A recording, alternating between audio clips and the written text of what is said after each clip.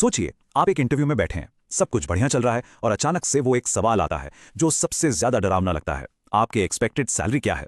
ये एक ऐसी जगह है जहां अक्सर बहुत कंफ्यूजन होता है, राइट? लेकिन इस एक्सप्लेनर में आज हम एक ऐसे अल्टीमेट फ्रेमवर्क के बारे में बात करेंगे जिसके बाद इस सवाल का डर हमेशा के लिए खत्म हो जाएगा। तो चलिए सीधा पॉइंट पर आते हैं और समझते हैं कि एक परफेक्ट नेगोशिएशन आखिर होता कैसे है। What is your expected salary? आपको पता है, लगभग 90% फ्रेशर्स यहीं पर आकर गलती कर बैठते हैं।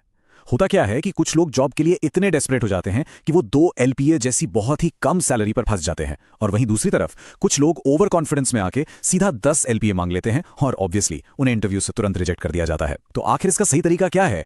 देखिए, दोनों अप्रोचेज में ना जमीन आसमान का फर्क होता है। एक तरफ है डेस्परेट अप्रोच। लोग कहते हैं व्हाटएवर यू गिव मी, या सर जो ठीक लगे दे दीजिए। ये बोलकर आप प्रैक्टिकली HR को बता रहे हैं कि आपकी कोई खास वैल्यू नहीं है। और दूसरी तरफ आती है एक प्रोफेशनल अप्रोच, जहां आप सॉलिड डेटा बैक्ड बात करते हैं, जैसे market ranges 3 to 5 LPA। Desperation आपका हमेशा फाइनेंशियल नुकसान करवाती है, जबकि प्रोफेशनल अप्रोच से आप एक बराबरी की बिजनेस डील करते हैं। तो इस सिचुएशन को हैंडल करने का फॉर्मूला क्या है? ये एक अल्टीमेट 3 स्टेप फॉर्मूला है जो आपको फेयर पे दिलवाएगा, वो भी बिना रिजेक्शन के डर के। पहला स्टेप, रिसर्च मार्केट रेट। दूसरा, गिव अ रेंज। और तीसरा, शो फ्लेक्सिबिलिटी। ये 3 सिंपल स्टेप्स किसी भी इंटरव्यू में आपकी नेगोशिएशन गेम को पूरी तरह से बदल कर रख देंगे। चलिए अब इन्हें एक एक करके डिटेल में समझते हैं। तो सबसे पहले बात करते हैं स्टेप नंबर 1 की, मार्केट रिसर्च, क्योंकि डेटा ही आपकी सबसे बड़ी ताकत है। अगर हम 2026 के फ्रेशर डेटा की बात करें तो पिक्चर बिल्कुल क्लियर है। जो टॉप कैंडिडेट्स होते हैं ना, वो हमेशा इंटरव्यू से पहले ग्लासडोर, एम्बिशन बॉक्स या लिंक्डइन जैसी वेबसाइट्स पर जाकर अपने स्पेसिफिक रोल और सिटी का एवरेज मार्केट रेट निकालते हैं। जैसे IT सेक्टर में ये एवरेज 3.5 से 6 LPA के बीच है, सेल्स में 3 से 6 LPA है और अकाउंट्स में लगभग 3 से 5 LPA है। और हाँ, एक बात और, सिटी टीयर्स के हिसाब से भी पैकेज वेरी करता है। मुंबई या बैंगलोर का रेट नेचुरली दिल्ली या पुणे से थोड़ा ज्यादा होगा। टॉप कंपनीज आपको शायद 20% ज्यादा दे दें और स्टार्टअप्स 20% कम, लेकिन डेटा का होना आपका सबसे बड़ा हथियार है। अब देखिए प्रिपरेशन का फर्क सामने कैसा दिखता है। एक अनप्रिपेयर्ड कैंडिडेट बोलेगा मुझे नहीं पता, जो आपको ठीक लगे। ये सुनते ही HR पर बहुत नेगेटिव इंप्रेशन पड़ता है, क्योंकि लगता है कैंडिडेट ने कोई एफर्ट ही नहीं डाला। लेकिन वहीं एक प्रिपेयर्ड कैंडिडेट कॉन्फिडेंटली बोलता है research shows an average of 3 to 5 LPA। ऐसी रिसर्च बैक बात सुनकर ना HR मैनेजर को इंस्टेंटली आप पर ट्रस्ट हो जाता है। ये क्लियर दिखाता है कि आप अपना होमवर्क करके आए हैं। अब आते हैं स्टेप नंबर 2 पर, सैलरी रेंज। एक रूल हमेशा याद रखिए, कभी भी एक सिंगल नंबर पर लॉक मत होइए। अगर आपने कह दिया आई वांट 4 LPA, तो बेसिकली आपने खुद को फंसा लिया। HR साइकोलॉजी यहां ऐसे काम करती है कि वो अक्सर 10 या 20% कम ऑफर करके आपको 3.5 LPA थमा देंगे। इसकी जगह स्ट्रेटेजिक अप्रोच ये है कि आप हमेशा एक रेंज दें, जैसे expecting a range of 3.5 to 5 LPA। Range देने से ना आगे बात करने के लिए एक स्पेस बन जाता है। और इसमें ट्रिक ये है कि आपकी लोअर लिमिट वो होनी चाहिए जिससे कम पर आप बिल्कुल काम नहीं करेंगे, और अपर लिमिट मार्केट का मैक्सिमम होना चाहिए। इससे आपका मिनिमम बेसलाइन हमेशा कंप्लीटली प्रोटेक्टेड रहता है। तीसरा और आखिरी स्टेप, फ्लेक्सिबल और वैल्यू ड्रिवन होना। फ्लेक्सिबिलिटी दिखाना और अपने रोल में वैल्यू ऐड करना। एक बात तय है, अगर आपका एटीट्यूड स्टबन है या लगता है कि आपको सिर्फ पैसे से मतलब है, तो वो इंटरव्यू के लिए एक बहुत बड़ा रेड फ्लैग है। इसके बजाय आपको दिखाना चाहिए कि आप वैल्यूबल हैं। कुछ इस तरह जताएं कि मैं फ्लेक्सिबल हूं, मेरे लिए लर्निंग और ग्रोथ भी उतनी ही जरूरी है, और मैं डे 1 से टीम में वैल्यू ऐड करना चाहता हूं। ये बातें HR को यकीन दिलाती हैं कि आप कंपनी के लिए एक लॉन्ग टर्म इन्वेस्टमेंट है, कोई शॉर्ट टर्म खर्चा नहीं।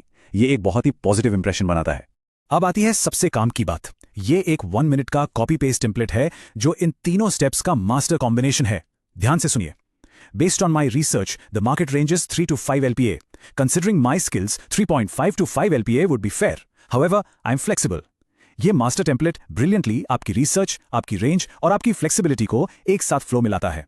बस इसमें अपना जॉब टाइटल, स्किल्स और करेक्ट रेंज डालिए और आपकी पिच तैयार। ये बोलने में इतना स्मूथ लगता है कि सामने वाले को फील ही नहीं होता कि यहां कोई हार्ड नेगोशिएशन चल रहा है। ओके, तो अब टाइम है एक quick money mode rapid quiz का। देखते हैं अब तक के कॉन्सेप्ट्स आपको कितने अच्छे से समझ आए हैं। पहला सवाल, क्या इंटरव्यू में ये कहना एक अच्छा आइडिया है कि I'll take whatever you give me?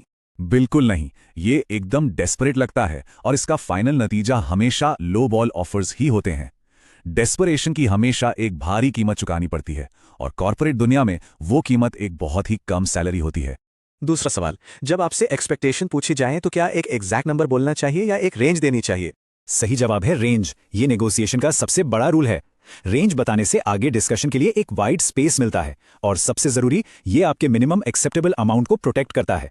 तीसरा सवाल, इंटरव्यू से पहले अलग अलग वेबसाइट्स पर जाकर मार्केट रेट रिसर्च करना क्या ये इसेंशियल है या सिर्फ टाइम वेस्ट है? ये कंप्लीटली एसेंशियल है। बिना सॉलिड डेटा और प्रॉपर रिसर्च के नेगोशिएशन टेबल पर बैठने का मतलब है एक्सप्लॉइटेशन का रिस्क लेना। डेटा ही किसी भी नेगोशिएशन में आपकी सबसे बड़ी ढाल होता है। चौथा सवाल, क्या इंटरव्यू में आई एम फ्लेक्सिबल बोलने से आप वीक या जरूरतमंद लगते हैं? इसका जवाब भी है नो, बल्कि ये एक पावर मूव है। फ्लेक्सिबल होना कोई कमजोरी नहीं है, ये दिखाता है कि आप एक मैच्योर प्रोफेशनल हैं जो म्यूचुअली बेनिफिशियल डिस्कशन के लिए तैयार हैं। ये एचआर को कॉन्फिडेंस देता है एक अच्छा ऑफर जनरेट करने के लिए। और आखिरी सवाल, देखते हैं आपकी मेमोरी कितनी शार्प है। एक फ्रेशर अकाउंट्स एग्जीक्यूटिव की दिल्ली में 2026 के हिसाब से मार्केट रेंज क्या डिस्कस की गई थी? सही फिगर है 3 से 5 LPA। अगर आपको ये एग्जैक्ट नंबर्स याद थे तो इसका मतलब है कि आप डेटा और मार्केट रेट की इंपॉर्टेंस पूरी तरह समझ चुके हैं। यही वो डेटा है जो इंटरव्यू को एक सक्सेसफुल डील में बदलता है।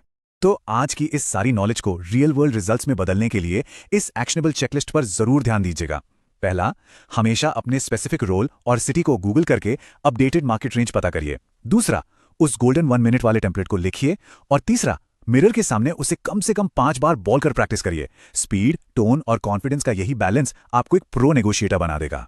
लेकिन जाते जाते एक आखिरी सवाल पर सोचिए, क्या होगा अगर ये सब अप्लाई करने के बाद भी एचआर मैनेजर अचानक कह दे लेकिन हमारा बजट तो सिर्फ 2.5 LPA है? एक ऐसे टफ बजट कंस्ट्रेंट के सामने आप इस 3 स्टेप फॉर्मूला को कैसे अप्लाई करेंगे? ये एक ऐसी सिचुएशन है जिस पर आपको जरूर सोचना चाहिए, क्योंकि रियल इंटरव्यूज अक्सर ऐसे ही सरप्राइजेस दे देते हैं। अगली बार जब इंटरव्यू में बैठे तो इस सिनेरियो की तैयारी जरूर करके जाइएगा।